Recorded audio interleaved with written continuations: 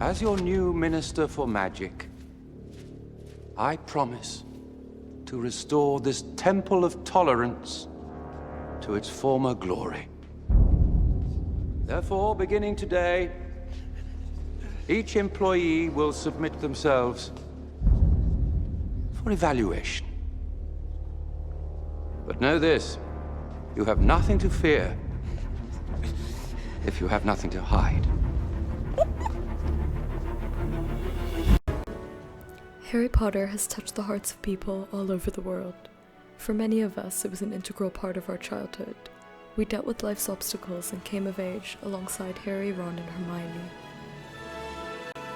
Although it's a work of fiction, the Harry Potter series also derives much of its power from a narrative that deals symbolically with the struggle for justice and freedom in our world. Said, the soul thinks in pictures, and in Harry Potter we see vivid pictures of the horrors of human rights abuses.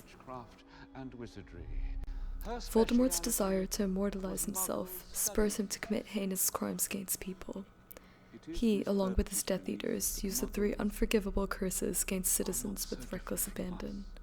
The curses, recognized as the worst possible use of magic in the wizarding world, interestingly represent 3 core human rights enshrined in the Universal Declaration of Human Rights.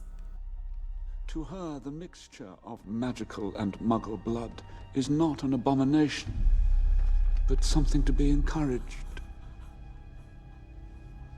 Severus, please. We're friends.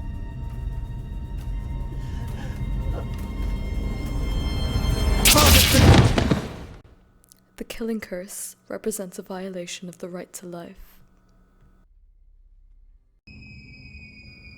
Crucio, the torture curse that brings excruciating pain to its victim, represents a violation of the freedom from torture and cruel, inhumane treatment. Imperio, the control curse that places the mind of the victim entirely under the control of the wizard that performed the curse, represents slavery. Dobby never meant to kill. Dobby only meant to maim or seriously injure. How dare you take a witch's wand! How dare you defy your masters! Dobby has no master. Dobby is a free elf, and Dobby has come to save Harry Potter and his friends. Voldemort uses these curses whenever it serves his interests, making him comparable to many totalitarian leaders in our world. He's also genocidal. He hopes to establish a world in which pureblood witches and wizards rule over all other creatures, including non-magical humans. Hermione! Harry Potter teaches us several important human rights lessons that we do well to remember in today's world. 1. The strong are not entitled to abuse the rights of weaker individuals simply because they can. 2.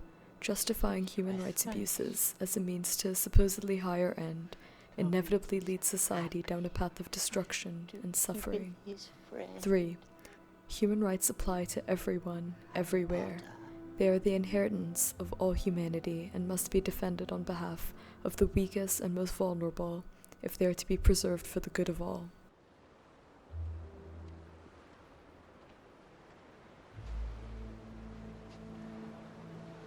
Let us do your duty to our school! I've always wanted to use that spell.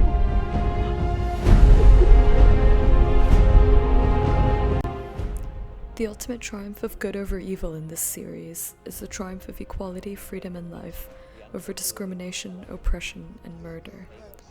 Unfortunately, things aren't that simple in the real world. But perhaps this universal, timeless human rights message is why Harry Potter resonated so deeply with an entire generation. May we all have the moral imagination and courage to stand up against such abuses in the real world for the sake of those who cannot defend themselves.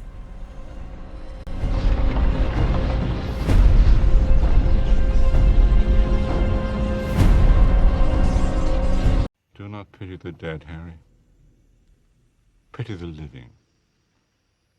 And above all those who live without love.